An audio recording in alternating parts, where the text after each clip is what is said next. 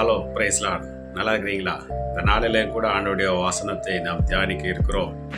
இந்த நாளிலையும் கூட 128ஆம் சங்கீதத்தில் 4வது வசனத்தை நாம் தியானிக்க இருக்கிறோம். கர்த்தருக்கு பயப்படுகிற மனுஷன் இவ்விதமாய் ஆசீர்வதிக்கப்படுவான் என்று ஆண்டவர் வேதத்தில் சொல்லியிருக்கிறார். எவ்விதமாய் அப்படின்னு பார்க்கும்பொழுது, உன் கைகளின் பிரயாசத்தை நீ சாப்பிடுவாய், உனக்கு பாக்கியமும் நன்மையும் உண்டாயிருக்கும். உன் மனைவி வீட்டோரங்களில் கனிதரும் திராட்சை கொடியை போல் இருப்பாள்.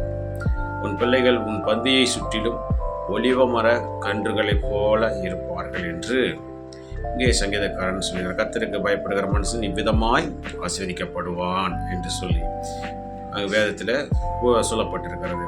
ஆகவே ஆண்டவருக்கு பயப்படுகிறது என்னவென்றால், நடுக்கத்தோடு ஆண்டவரை தேடுகிறது. அதுக்காக ஆண்டவர் நம்மை படைக்கவில்லை. ஆண்டவர் மேலே அன்பு கூற வேண்டும், ஆண்டவரை நேசிக்க வேண்டும், ஆண்டவரை விசுவாசிக்க வேண்டும். அவர் நமக்காக சிந்தின இரத்தத்தை, அவர் நமக்காக பட்ட பாடுகளை, இயேசு கிறிஸ்து எனக்காக சிந்தின இரத்தம், இது எனக்காக அவர் பாடுபட்டார், எனக்காக மரித்தார், எனக்காக உயிரோடு எழுந்தார், எனக்காக இன்றும் ஜீவிக்கிறார், எனக்காக இன்றும் அவர் பரிந்து பேசி கொண்டிருக்கிறார், எனக்காக மீண்டும் வரப்போகிறார் என்று விசுவாசிக்கிற விசுவாசத்திற்கு பெயர் தான் ஆண்டவருக்கு பயப்படுதல். அந்த இடைப்பட்ட நாட்களில் ஆண்டவருக்கு பிரியமுள்ள வாழ்க்கையையும் அவருக்கு பிரியமான வாழ்க்கையை வாழ வேண்டும். அவர் சொல்லுகிற காரியங்களுக்கு நம்ம கீழ்ப்படிந்து அவர் எப்படி வாழ்ந்து அன்பாக இருந்தாரோ அதே போல் நாமும் அன்பாய் இருந்து ஒருவரையில் ஒருவர் அன்பு செலுத்தி ஆண்டவரை நேசித்து நாம் ஆண்டவரை நம் மூலமாக வெளிப்படுத்த வேண்டும். அதைத்தான் ஆண்டவர் விரும்புகிறார்.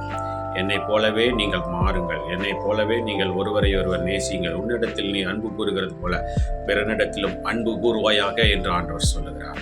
வேதத்தில் உள்ள சட்டத்திட்டங்களுக்கு நாம் கீழ்ப்படிந்து நடக்கிறவர்களாக இருக்கும்போது மேலே சொல்லப்பட்டதான ஆசீர்வாதங்கள், உன் கைகளின் பிரயாசத்தை நீ சாப்பிடுவாய், தெண்ட செலவு வராது, வீண் செலவுகள் வராது, கடன் வாங்க மாட்டீர்கள், நீயோ சகல ஜாதிகளுக்கும் கடன் கொடுப்பாய், நீயோ கடன் வாங்க மாட்டாய் என்று ஆண்டவர் சொல்லுகிறார். அது மாத்திரமல்ல, நிறைய காரியங்கள்லாம் இருக்கிறது. வாழை மரத்தை நீங்கள் பார்ப்பீர்கள் என்றால், வாழை மரத்தினுடைய அடியிலிருந்து ஒரு சின்ன துளிர் விட்டிருக்கும், சின்ன இளங்கன்று வெளியே மேலே தோன்றி வளர்கிறதா இருக்கிறது.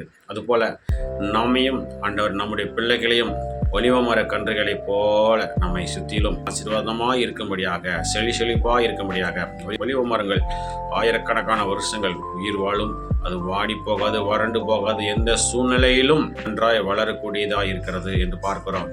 ஆகவே அதுபோல நம்முடைய பிள்ளைகளும் அந்த ஒலிவமர கன்றுகளைப் போல எந்த சூழ்நிலையிலும் அவர்கள் வாடி போக மாட்டார்கள், வறண்டு போக மாட்டார்கள், செழிப்பாக இருப்பார்கள் என்று பார்க்கிறோம். ஆகவே நம்மை ஆஸ்வதிப்பார், நம்ம குடும்பத்தை ஆஸ்வதிப்பார், நம்முடைய பிள்ளைகளை ஆஸ்வதிப்பார், பிள்ளைகளுடைய பிள்ளைகளையும் ஆசீர்வதிப்பேன் என்று சொல்கிறார். ஆகவே முதலாவது காரியம், ஆண்டவருக்கு பயந்து ஆண்டவருடைய கட்டளைகளில் அவருக்கு கர்த்தருக்கு பயந்து அவர் வழிகளில் நடக்கிறவன் எவனோ அவன் பாக்கியவான் என்று சொல்லியிருக்கிறார்.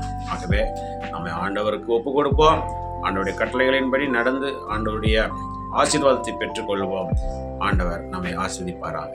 ஆமென். பிரார்த்தனை செய்வோம். ஸ்தோத்திரம் ஆண்டவரே, ஸ்தோத்திரம்.